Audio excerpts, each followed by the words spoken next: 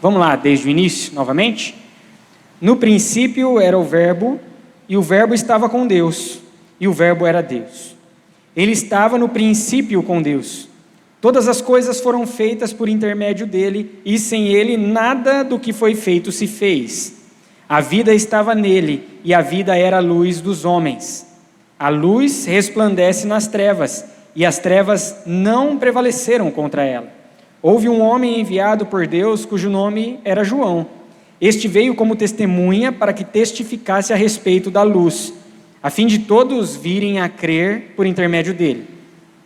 Ele não era a luz, mas veio para que testificasse da luz, a saber, a verdadeira luz, que vinda ao mundo ilumina todo o homem. O Verbo estava no mundo. O mundo foi feito por intermédio dele, mas o mundo não o conheceu. Veio para o que era seu, e os seus não o receberam. Mas a todos quantos o receberam, deu-lhes o poder de serem feitos filhos de Deus, a saber, aos que creem no seu nome, os quais não nasceram do sangue, nem da vontade da carne, nem da vontade do homem, mas de Deus. E o Verbo se fez carne e habitou entre nós, cheio de graça e de verdade, e vimos a sua glória, glória como do unigênito do Pai. João testemunha a respeito dele e exclama: este é o de quem eu disse, o que vem depois de mim tem contudo a primazia, porquanto já existia antes de mim.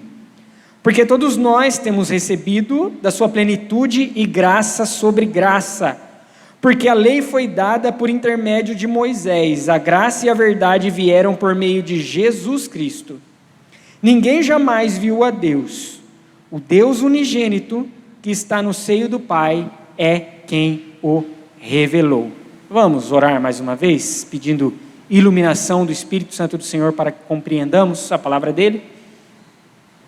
Querido Deus, nós louvamos e engrandecemos o teu nome, clamamos ao teu Santo Espírito que nessa hora esteja junto ao nosso espírito e nos capacite a compreender a sua mensagem.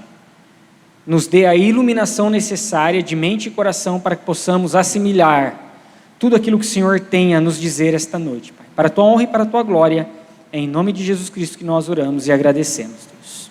Amém. Antes de adentrarmos na exposição do texto, gostaria de trazer algumas questões para que nós pudéssemos refletir e que ela continuasse a ser alvo da nossa reflexão durante a nossa caminhada. Na nossa sociedade,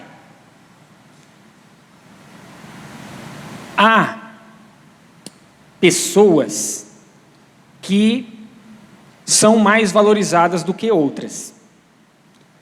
Na nossa sociedade, e a nossa sociedade acaba promovendo isso, algumas pessoas, elas por terem um status grande diante dos outros, por terem renome, elas acabam tendo um tratamento diferenciado do que se fosse com outras pessoas. Um exemplo muito claro disso é quando nós vemos pessoas de renome, pessoas muito abastadas, pessoas com fama, pessoas que têm grande influência na nossa sociedade, quando elas são condenadas por algum crime, por alguma questão, e logo a gente sabe que ela vai ser solta, que ela não vai pagar por aquilo que muitas vezes acabou sendo comprovado,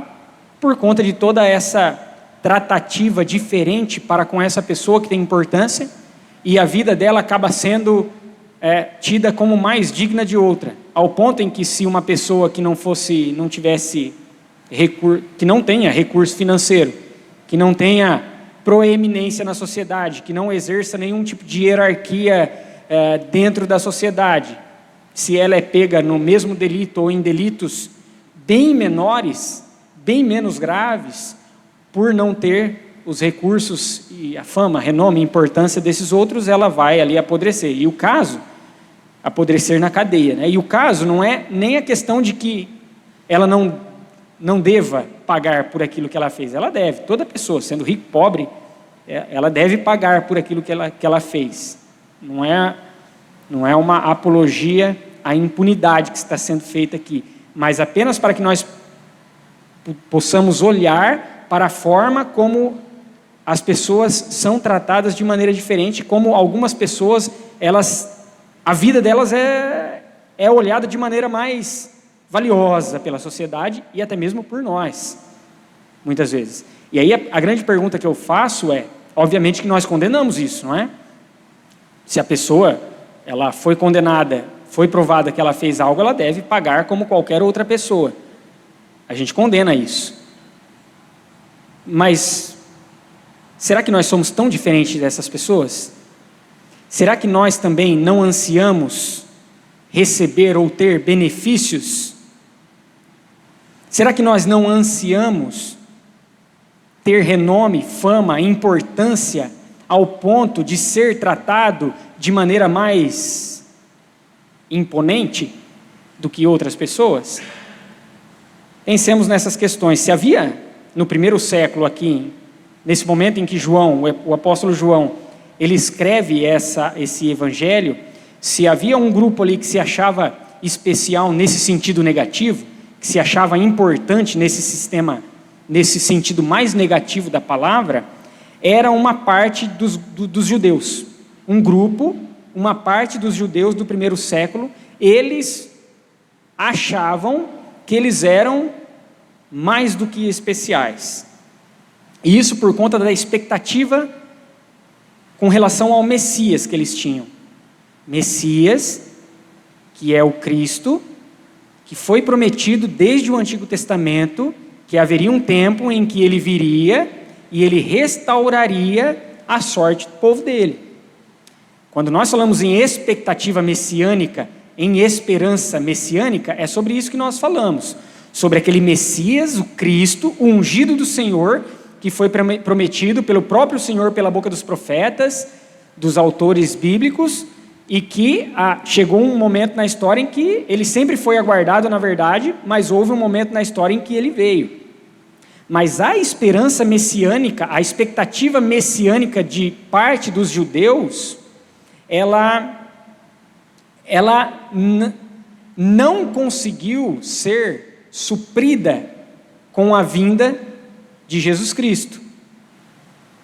Portanto, muitos desses judeus ainda aguardavam o Messias. Eles ainda esperavam. Para eles o Messias não tinha vindo, não tinha chegado.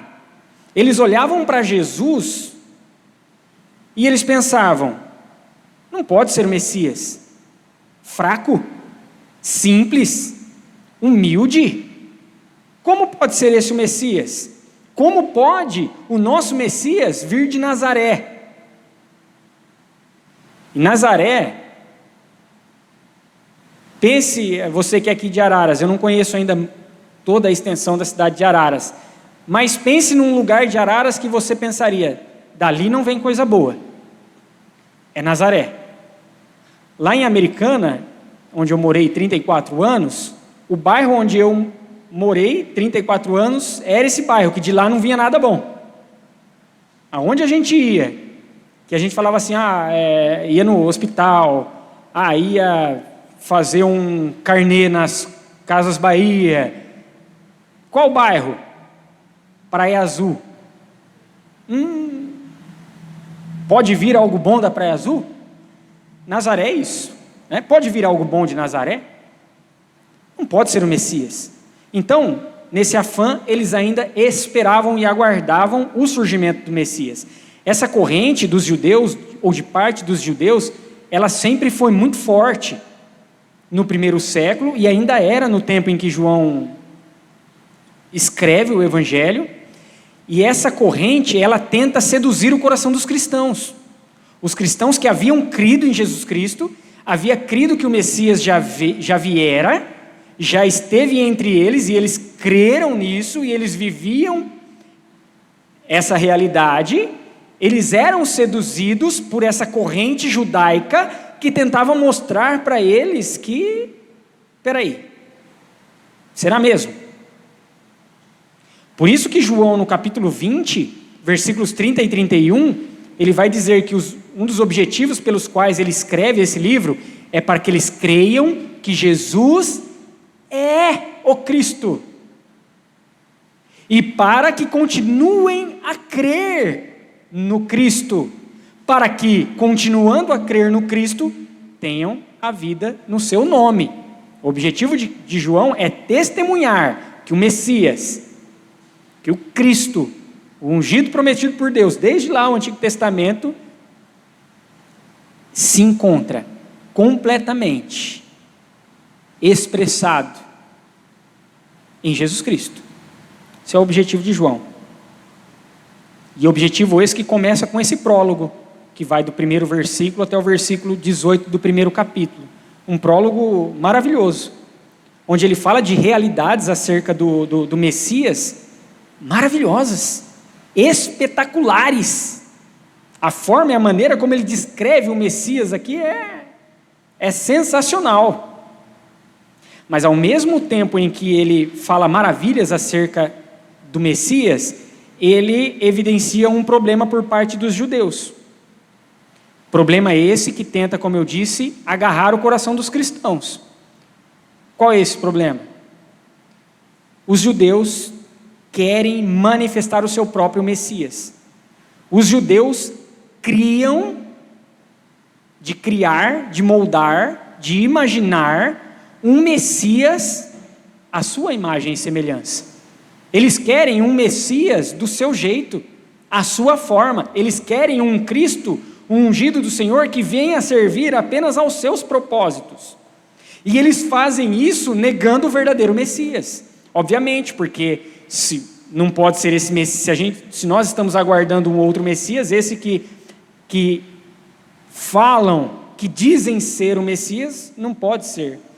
Então, quando a gente olha, por exemplo, para o versículo 10 e versículo 11, diz assim: o verbo estava no mundo, o mundo foi feito por intermédio dele, mas o mundo não o conheceu. Versículo 11, veio para o que era seu, e os seus não o receberam. Veio para o que era seu, ou seja, o seu povo, o povo judeu. Cristo era judeu, e o seu povo, e parte do seu povo, não o recebeu. E no versículo 10, o mundo não o recebeu. Ele ainda está falando dos judeus, porque se a gente for lá para o versículo 26, desse primeiro capítulo ainda, quando João Batista, ele está respondendo aos religiosos, ele está dizendo assim, no finalzinho: no meio de vós está quem vós não conheceis, falando a respeito do Cristo, e que eles não o haviam reconhecido. Não o reconheceram, obviamente, porque eles não queriam esse Messias. Eles não querem um Messias fraco. Eles não querem um Messias humilde. Eles não querem ninguém que venha de Nazaré. Esse Messias que João está tentando mostrar e que os cristãos ali creem, não pode ser o Messias que virá atender às nossas grandes expectativas. E quais eram as expectativas dos judeus, ou de parte dos judeus, até mesmo dos discípulos de Cristo, e depois Cristo precisa realinhar isso no coração deles, porque essa era a expectativa de todo o povo judeu, ensinado pelos religiosos. E qual era essa expectativa? Expectativa de que o Messias viria como um libertador militar político, alguém que libertaria na esfera terrena e retomaria ou daria todo o poder e prosperidade à nação de Israel, como eles haviam experimentado lá nos tempos do rei Davi, uma nação grande, forte, imponente, que não se submetia a ninguém, mas agora aqui no primeiro século eles estão debaixo do Império Romano. O Império Romano está oprimindo o povo judeu. Mas a expectativa que eles têm do Messias é então que o Messias viesse como um libertador político-militar e ele fizesse com que Roma fosse destronada, e Roma sendo destronada, colocada debaixo dos pés da nação de Israel, Israel seria colocada por cima de todas as nações, ela seria a cabeça de todas as nações, ela olharia de cima para baixo e todo o restante seria submisso, subserviente à nação de Israel. Então, o que paira na mente desses judeus, de parte desses judeus?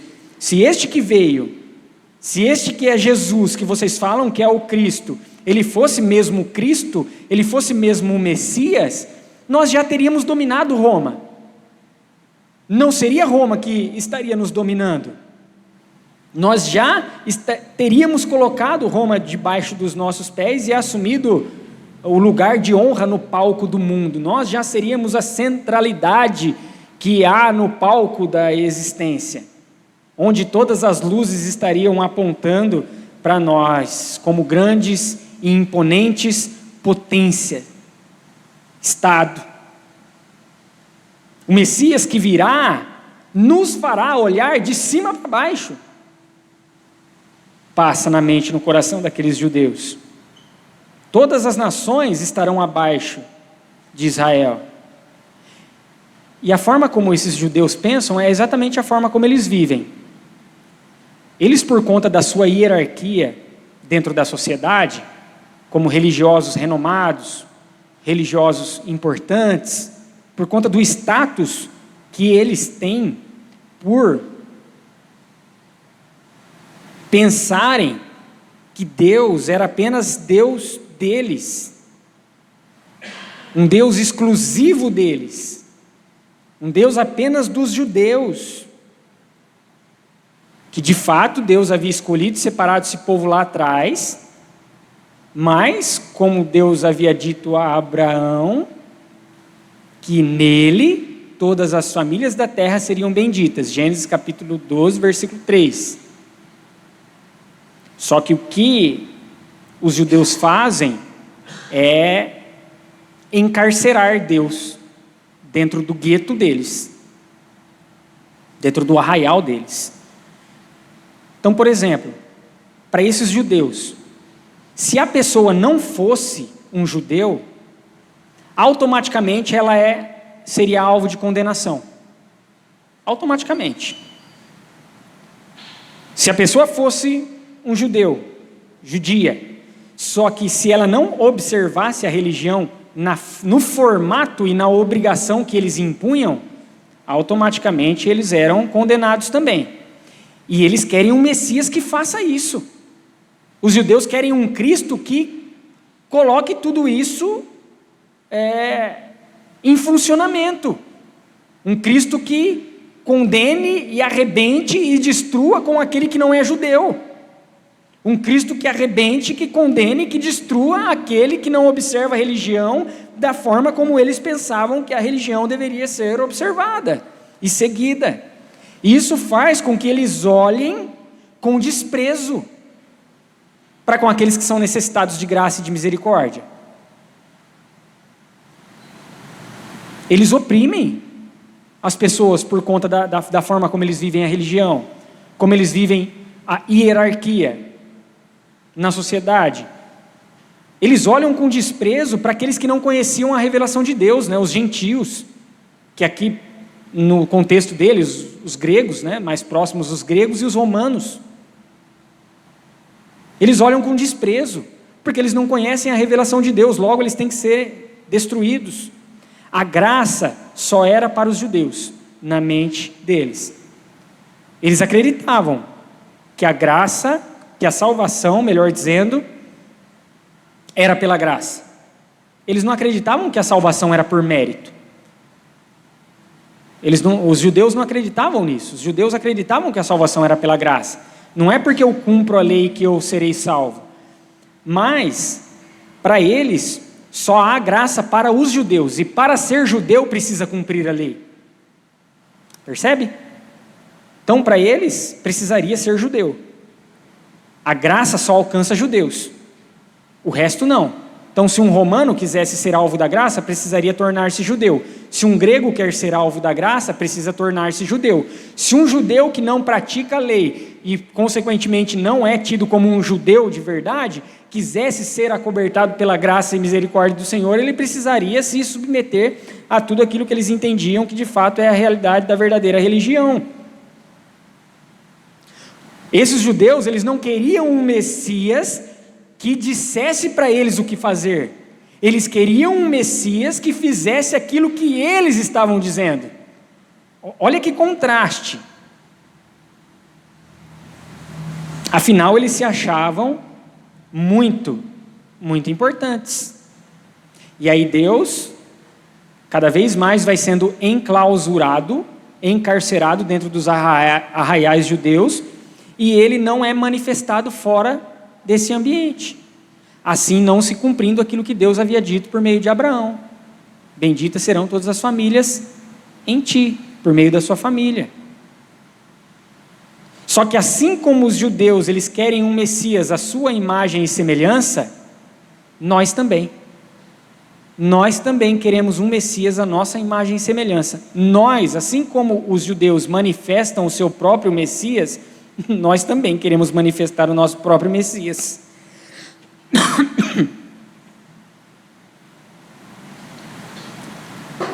E nós manifestamos o nosso próprio Messias como a semelhança de parte daqueles judeus. Nós queremos um Cristo dominador e impositivo.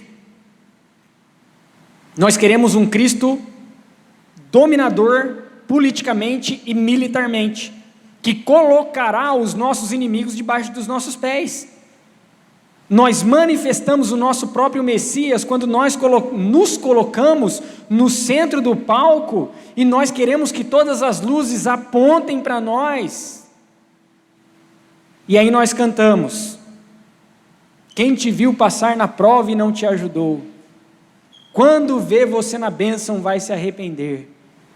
Vai estar entre a plateia e você no palco. Vai olhar e ver Jesus brilhando em você. Tem sabor de mel. Ah, a minha vitória tem sabor de mel. E a gente canta essa aberração, porque a gente quer ser o centro do palco. A gente quer que todas as luzes estejam apontadas para nós. A gente quer que os nossos inimigos estejam lá embaixo, a gente possa olhar de cima para baixo e vê-los aplaudindo.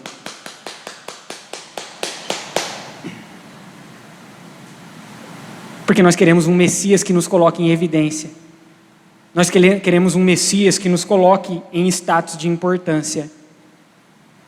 Nós queremos um Messias que nos faça olhar de cima para baixo. Afinal, Ele nos escolheu para nos fazer vitoriosos, não é mesmo? Ele nos escolheu para nos fazer prósperos, não é mesmo? Aqui e agora, já, nesse momento. Assim sendo, o sofrimento não pode fazer parte da nossa estrada. Me lembro quando eu fiz a minha primeira entrevista de trabalho, quando eu tinha 17 anos, eu fui encontrado por Jesus perto dos 15 anos de idade, comecei a frequentar ali a igreja presbiteriana. Então, com 17 anos, ainda era bem novinho na fé. E aí eu fui para a minha primeira entrevista de trabalho. E aí tinha um monte de gente, foi aquela dinâmica em grupo, tinha um monte de gente assim. E eu conhecia, tinha muita gente do meu bairro. E tinha muita gente ali que só Jesus na causa, né? Como diriam os sábios dos nossos tempos, né? Só Jesus na causa, porque pessoas difíceis, não é? Problemáticas, como se eu não fosse. Mas aí eu fiquei bravo porque eu não passei na entrevista. E essas pessoas passaram. Mas como, Senhor, se eu te sirvo? Eu não vou na igreja?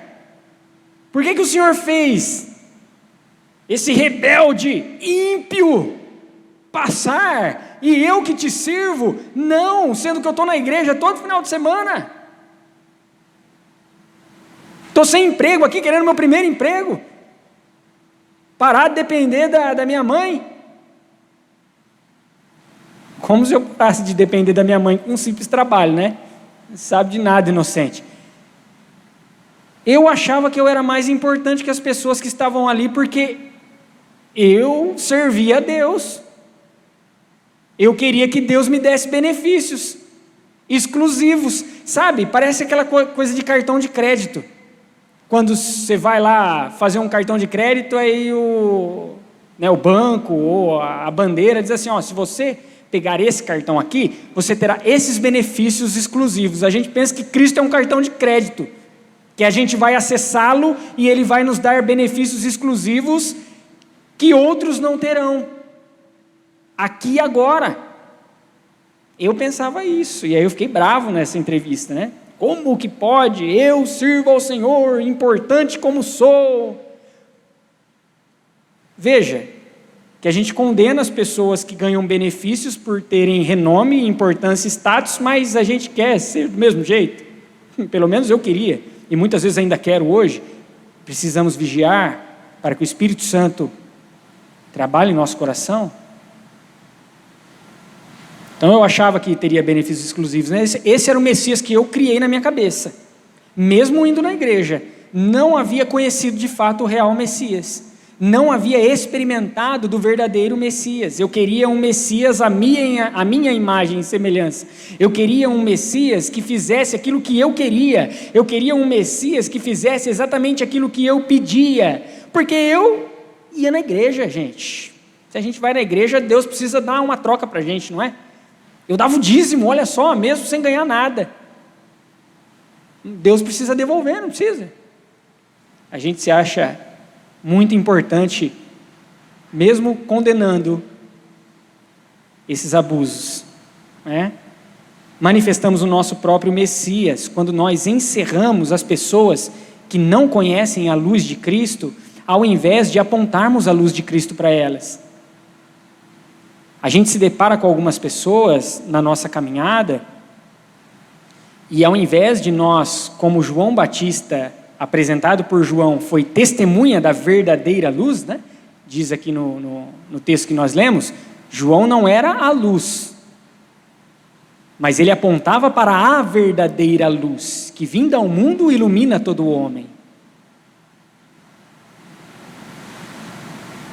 Ao invés de nós apontarmos a luz para essas pessoas que não conhecem a revelação como nós conhecemos, nós a condenamos, ou nós as condenamos.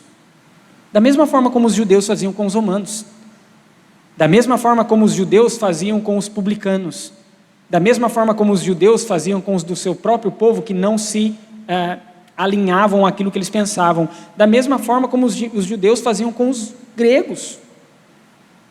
Nós, pessoas que não tinham da revelação ainda esclarecida em sua mente, e que precisavam, portanto, experimentar. Pensamos que somos mais importantes do que outros. A sociedade, como dito aqui em nossa introdução, ela caminha por essas estradas, não é? Ela segue por esse caminho. Pessoas que são influentes, elas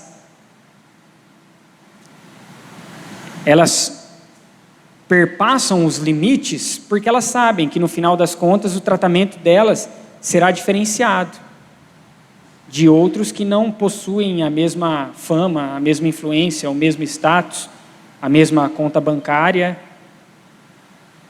A nossa sociedade, ela valoriza pessoas que olham de cima para baixo.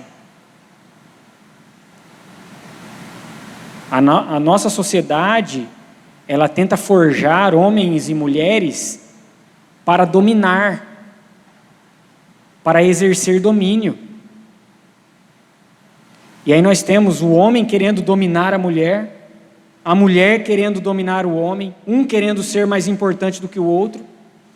E o mais triste disso tudo é porque isso entra dentro das nossas comunidades. E nós temos pessoas que caminham nesses mesmos olhares. Nós refletimos os valores muitas vezes da sociedade ao invés de tentar lutar para que a sociedade reflita os nossos valores. E aí quando nós concebemos os valores que vêm da sociedade, a gente trata o empresário melhor do que a gente trata o empregado, não é? A gente trata o rico melhor do que o pobre, não é? A gente olha com um sorriso para aquele que se veste melhor, mas olha indiferente para aquele que não tem as mesmas condições. E aquilo que nós condenamos, nós fazemos.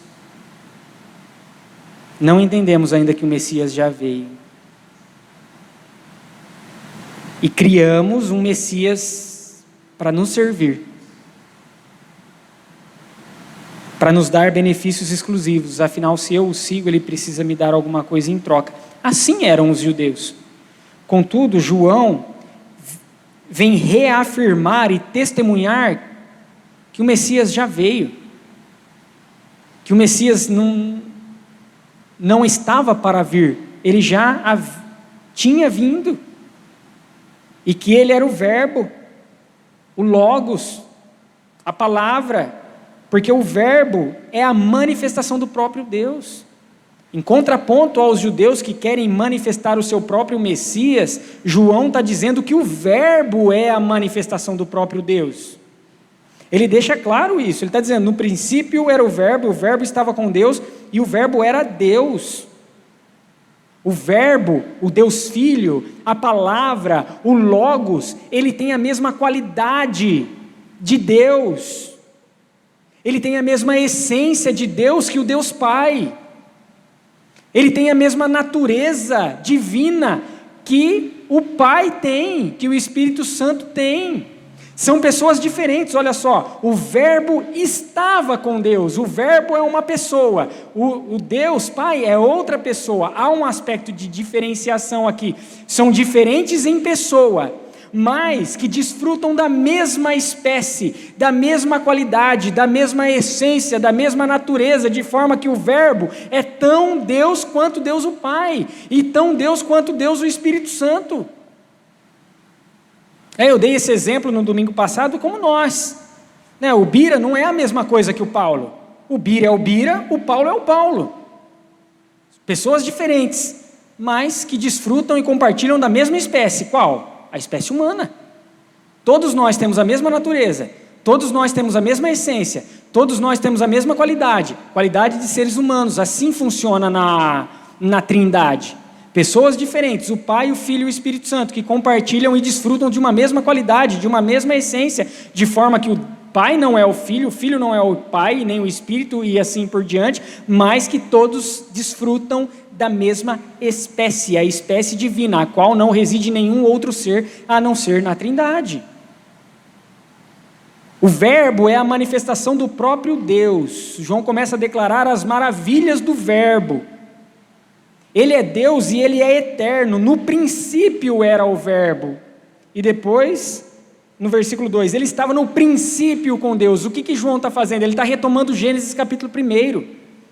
Gênesis capítulo 1, versículo 1 diz: e no princípio Deus criou os céus e a terra. O que é esse no princípio? É a eternidade. No lugar onde mora a eternidade já havia o Verbo.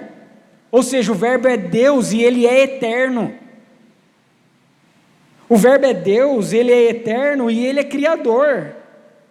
Todas as coisas foram feitas por intermédio dele, sem ele nada do que foi feito se fez. E existem pessoas que vão defender que Cristo foi um ser criado, como se todas as coisas vieram a existir por meio dele. Como que ele mesmo foi o intermediário para a sua própria criação? A gente tem que fazer muito malabarismo, não é? Cristo, o Verbo, o Deus Filho, já havia na eternidade, e ele é criador de todas as coisas, de forma que nada existiria se não houvesse o Verbo. João está mostrando a majestade do Verbo. Ele começa a construir a grandeza do Verbo, para depois apontar que esse Verbo é o Messias, porque eles não acreditam que Jesus Cristo é o Messias. João está fazendo toda uma lógica para primeiro mostrar a grandeza, está dizendo, ele é Deus, ele é eterno, ele é criador, não só isso, mas ele é vida e luz. A vida estava nele e a vida é a luz dos homens. Não sei se você já reparou, mas vai lá para Gênesis capítulo 1, depois quando chegar na sua casa, e veja que a luz veio a existir antes mesmo do sol. A luz é criada ali no início de tudo. Haja luz, e houve luz. E Deus viu que a luz era boa e fez separação das luzes e das trevas. Só no terceiro dia no quarto dia que vai surgir os luzeiros, a lua e o sol. Mas a luz já havia. E na luz há a vida. João está dizendo, o verbo é aquele onde a vida reside. E a vida é a luz dos homens, a luz que ilumina todo o homem. Este é o verbo, este é o Messias. João está dizendo, olhem para ele. É para ele que João Batista aponta, porque ele é a verdadeira luz. Não há outro aonde repousarmos a nossa esperança, não há outro que precisamos aguardar. O Messias não virá, o Messias já veio. É para crer nele. Esse é o propósito de João, o apóstolo, ao escrever o Evangelho. Apontar para Cristo Jesus, para o Verbo, Deus Filho maravilhoso, o Messias, que é o mesmo Jesus que esteve entre eles, e que para que creiam nele, e não aguardem qualquer outra esperança que pudesse vir. Ele é o Messias. A esperança de vocês não está em um Messias que é idealizado por vocês. Ele é a luz que destrói as trevas não prevaleceram contra ele. Como nós lemos o texto de Paulo em Colossenses, capítulo 1, versículo 13. Deus, por meio de Cristo, nos libertou do império das trevas e nos transportou para o reino do Filho do seu amor, porque as trevas não prevalecem contra a luz de Cristo. A luz de Cristo é poderosa para retirar todo o domínio de trevas que possa haver em nós. Com isso, João está dizendo que o domínio do verbo é diferente do domínio que os judeus aguardavam. Os judeus aguardavam um domínio político e militar. João está dizendo, o domínio que ele tem é o domínio sobre todo o mal, despojando o mal. Aquilo que vocês esperam que o Messias faça com Roma, destronando, colocando debaixo do estrado dos seus pés, Jesus Cristo está fazendo com a realidade das trevas. Jesus Cristo está fazendo com a realidade do pecado. Ele destronou o pecado, ele destronou o príncipe desse mundo, ele destronou as trevas e colocou debaixo dos estrados dos seus pés, de fato e de verdade. E agora experimentamos de luz. Esse é o domínio que o Messias veio exercer, não o domínio político e militar terreno que vocês tanto esperam. E essa libertação é muito mais efetiva, gente, porque ela é eterna, ela não é temporal, é eterna. E depois de João então trabalhar toda essa majestade, toda essa grandeza conceitual que permeia a existência do verbo, ele vai dizer no versículo 14, e o verbo se fez carne. Olha que maluquice, cara. Deus, eterno, Criador de todas as coisas, aquele no qual reside a vida, aquele no qual reside a luz, se fez carne, poderoso, majestoso, digno de louvor, se tornou como um de nós, e o verbo se fez carne e habitou entre nós, cheio de graça e de verdade, e vimos a sua glória, glória como do unigênito do Pai. Uau! Uma das doutrinas mais maravilhosas que nós temos na teologia reformada é a doutrina da acomodação. O que significa a doutrina da acomodação? Significa que Deus acomoda a sua revelação de maneira que nós possamos entender. Porque Deus é tão grande, Ele é tão maravilhoso, Ele é tão imponente, que se Ele fosse se revelar da maneira poderosíssima que Ele é, a gente não conseguiria entender. Então Ele precisa adequar. É como quando a gente vai conversar com uma criança, que a gente faz assim, né? Para conversar com a criança. Para que ela possa nos entender, para que nós possamos olhar nos olhos dela, para que ela compreenda que ela é com a gente, que são iguais. É o que Deus faz com a gente. Deus se agacha para falar com a gente. Deus se ajoelha para falar com a gente. Porque se Ele falasse do jeito majestoso dele, nós não conseguiríamos conceber. E o grande ápice da acomodação de Deus é a encarnação. Deus se acomodando à natureza humana, de forma que nós pudéssemos compreender a sua majestade de maneira palpável, de maneira visível e não apenas conceitual e não apenas abstrata, mas agora em carne e osso. E o Verbo se fez carne e habitou entre nós. É Deus se abaixando para conversar com a gente. É Deus se fazendo como um de nós. O Deus Criador, eterno, poderoso, vida e luz. E aqueles que creem no Verbo majestoso, que se fez como um de nós, Deus lhes dá o direito de receberem a filiação.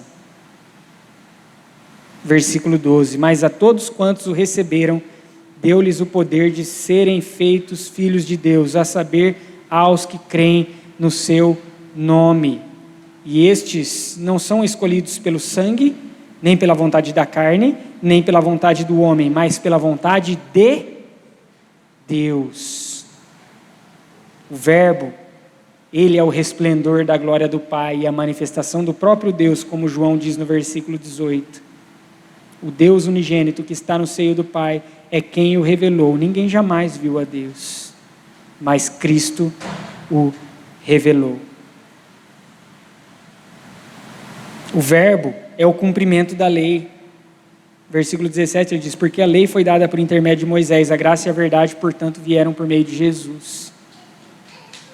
Ele é grande, ele é majestoso, ele é poderoso, eterno, criador, luz, e se fez pequeno.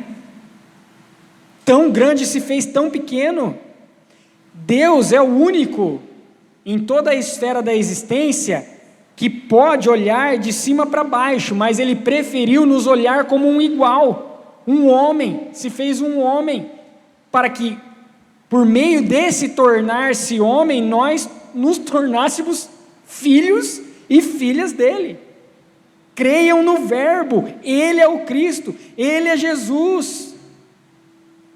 E da mesma forma que João está reafirmando isso para os judeus, de que o Verbo, ele é a manifestação do próprio Deus, ele está reafirmando a nós, de que Jesus é a própria manifestação de Deus, o Messias que já veio, não um Messias criado pela nossa mente, pelo nosso coração, que venha nos atender, mas um Messias que se fez pequeno, que é humilde, se fez simples, para mostrar que toda vida tem valor, que toda vida tem direito à dignidade, independentemente da sua condição, da condição na qual ela se encontra.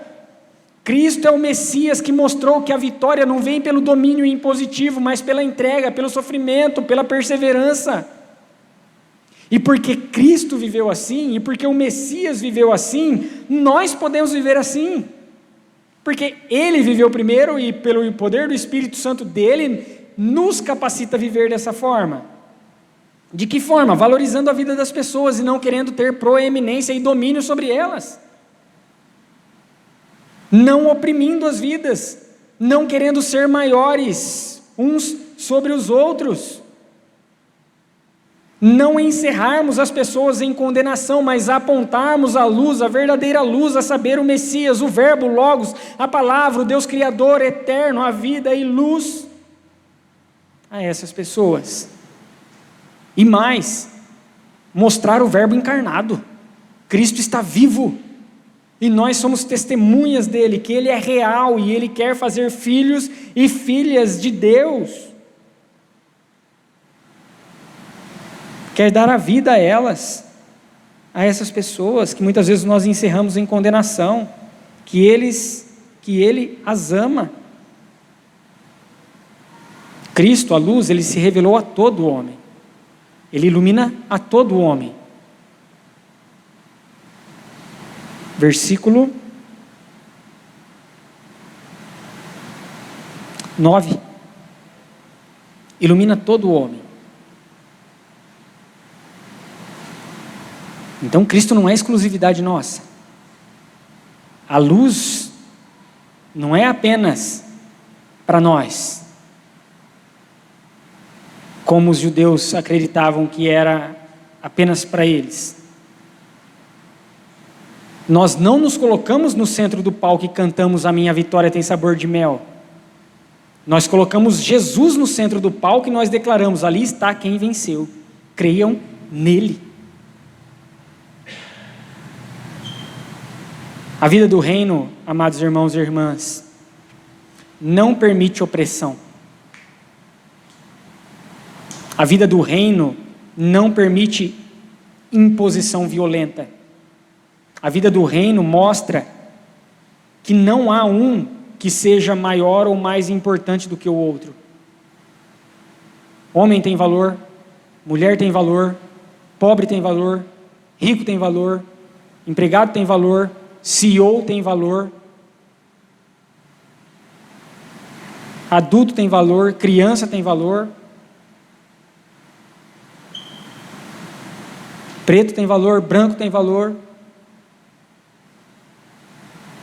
Vida do reino não permite que sejamos proeminentes sobre os outros. Certa vez, andando aqui pelo centro da cidade, eu encontrei um rapaz aqui na esquina aqui desse, acho que é um restaurante, um barzinho que tem aqui do lado, tem que vende lanche salgado ali. E ele estava todo maltrapilho, né? E aí ele disse: eu estava querendo falar com o meu filho e tudo mais. Aí eu conversei com ele ali, eu sentei na calçada junto com ele, fiquei sentadinho com ele. Falei: eu estou com fome, mas eu queria mesmo que você me ajudasse a falar com o meu filho e tudo mais. Então, a gente conseguiu ligar para o filho dele, conversar ali e tudo mais. E aí eu falei para ele: vamos lá comer alguma coisinha? Ele falou: não, compra lá para mim que eu não vou entrar ali, as pessoas ficam me olhando feio. Eu falei: não importa que as pessoas vão ficar te olhando feio. A minha vida é mais valiosa que a sua? As pessoas vão dizer que sim. E muitas vezes nós dizemos que sim. Mas não tem. Eu disse para ele: não, se você não entrar, eu não vou dar comida para você. Você vai entrar comigo e vai sentar. A gente vai sentar na mesa e vai comer junto. Porque Jesus ama a sua vida. E a sua vida tem valor. E se Jesus valoriza a sua vida, eu valorizo a sua vida.